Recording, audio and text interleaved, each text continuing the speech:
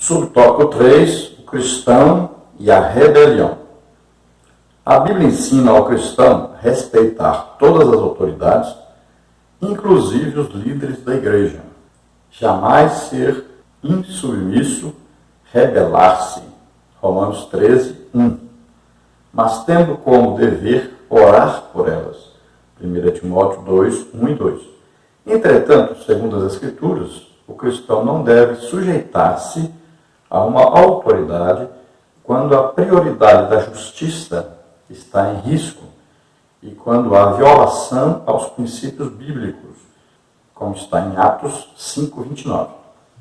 Mesmo assim, o ato de não submeter-se ao erro não significa liberdade para usar de ataques com palavras indecorosas, motins e exposições em redes sociais. O Antigo Testamento mostra os 3 amigos de Daniel que não se sujeitaram à ordem do rei, sendo preparados para serem lançados no fogo. Entretanto, ainda assim, demonstraram respeito para com o monarca, não pronunciando palavras ofensivas. Daniel 3, 16, 17. O verdadeiro cristão mede bem as palavras, pois sabe que disso depende também a sua vida espiritual. Mateus 12, 37. Então, o princípio básico aqui é: a pessoa pode até nem ser escolhida por Deus, mas quem deu a autoridade para essa pessoa governar, ou presidir, ou estar à frente de governo, ou da igreja, qualquer tipo de autoridade que a pessoa tenha para dirigir um departamento, uma igreja, uma cidade, um estado, um país, não importa, essa autoridade quem concede é Deus. Então, as autoridades que existem são concedidas por Deus, inclusive no lar. O pai tem a autoridade de Deus para estar ali como cabeça daquela família. Então, a autoridade está ali como Cristo está para a igreja, assim o pai está para a sua família. Então, é um princípio de autoridade. E ninguém pode, então, passar por cima da autoridade dada por Deus. Temos que respeitar sempre essa autoridade. Se nós olharmos para, no caso de Davi com Saul, nós vamos entender aí que, por causa da escolha de Saul por Deus, mesmo Deus dizendo que já não queria Saul, Davi respeitou o tempo todo, apesar de sofrer atentados contra ele, ele não falava mal, ele nunca atacou Saul, ele nunca tentou contra a vida de Saul, ele nunca se amotinou, nunca fez uma rebelião para tomar o poder de Saul. Então nós vamos ver que ele soube sujeitar-se à unção de Deus, à escolha de Deus, à autoridade de Deus. Saul perdeu até o Espírito Santo que estava nele. Um demônio assumiu o lugar. Mas ele, diante da nação, ele era uma autoridade. Davi tinha que respeitar essa posição que ele tinha. Enquanto Deus permitisse que ele estivesse ali, então Davi tinha que esperar o seu momento. Veja bem que Saul ainda governou 40 anos, 38 anos, e durante 38 anos ele governou sem a ajuda do Espírito Santo. 38 anos ele governou sem a presença de Deus. Veja só. Então ele ia seguindo aquilo que estava no seu coração, seguindo aquilo que os anciãos diziam, seguindo aquilo que o profeta dizia, e foi vivendo desse jeito. E muitas vezes errou porque seguiu a sua própria cabeça sem consultar a Deus, sem ser submisso a Deus e à vontade de Deus.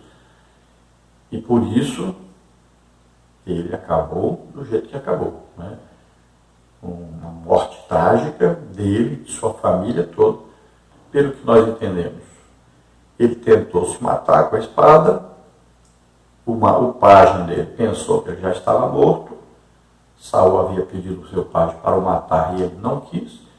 Então Saul pegou a espada e se jogou sobre ela, mas com isso ele não morreu. O pajem, pensando que ele tinha morrido, se matou. Depois nós vemos que um amalequita chega, Saul ainda está vivo, todos pensavam que ele estava morto. Mas o amalequita, olhando a situação ali, vendo que ele ia realmente morrer, e ele pede o amalequita para o matar, então o amalequita acaba de o matar. Saul sempre tomava alguma providência, alguma atitude, sem consultar a Deus, e acabava, por causa disso, fazendo coisa errada, e acabou então destruindo a sua própria vida, de seus filhos, seus funcionários. Então a palavra de Deus indica para nós que nós devemos nos sujeitar à autoridade. Então existem várias autoridades. Durante a nossa vida, nós sempre vamos nos encontrar com alguém que tem autoridade sobre nós. Né? Tem aí um guarda de trânsito, ele é uma autoridade sobre nós. Tem aí um professor da escola, é uma autoridade sobre nós. Temos aí o prefeito, temos aí os deputados, senadores, presidente, tudo são autoridades colocadas sobre nós. Então, durante a nossa vida, nós vamos encontrar várias autoridades. E a primeira que aparece ao nascermos já é, né, nosso pai e nossa mãe. São autoridades sobre nós. E, quando então aceitamos a Jesus como Senhor e Salvador, nós vamos ter autoridade sobre nós. Então, temos aí, diretamente, né, o pastor, o professor da escola bíblica dominical, os líderes de departamento, né, os anciãos da igreja. Então, desde o porteiro ali, nós vamos ter sempre uma autoridade sobre nós ao congregarmos. Aí temos outras autoridades, né, que são aqueles que são autoridades na igreja, como aí o líder da área, né? Nós temos aí o pastor, o vice-pastor e vários outros, né, que foram escolhidos, colocados como autoridades na igreja, que nós temos que respeitar como autoridades dentro da igreja. A Bíblia nos orienta que nós não podemos dar trabalho para essas pessoas, né? Não podemos cair falando mal, fazendo grupinhos, né? Desamotinando, dando trabalho, fazendo com que essas pessoas sofram, porque elas estão ali para orar por nós, interceder por nós, nos ajudar na nossa caminhada cristã. E nós devemos, a Bíblia ensina bem claro para nós, olha, devemos orar, sempre orar pelas autoridades. A Bíblia nos exorta a orar pelo nosso pastor. Está aí a Bíblia dizendo isso. Então, sempre nós vamos fazer isso. Orar pelas autoridades, vamos ajudar o trabalho das autoridades em tudo que for de acordo com a palavra de Deus. A Bíblia não diz para nós que nós temos que obedecer à autoridade quando essa autoridade fizer alguma coisa ou exigir alguma coisa contra a nossa fé, contra a Bíblia, né? Querer nos obrigar a fazer uma coisa contrária à palavra de Deus. Então aí foge a essa submissão. Mas desde que seja alguma coisa boa, alguma coisa que não está confrontando a palavra de Deus, então nós devemos obedecer sempre às nossas autoridades.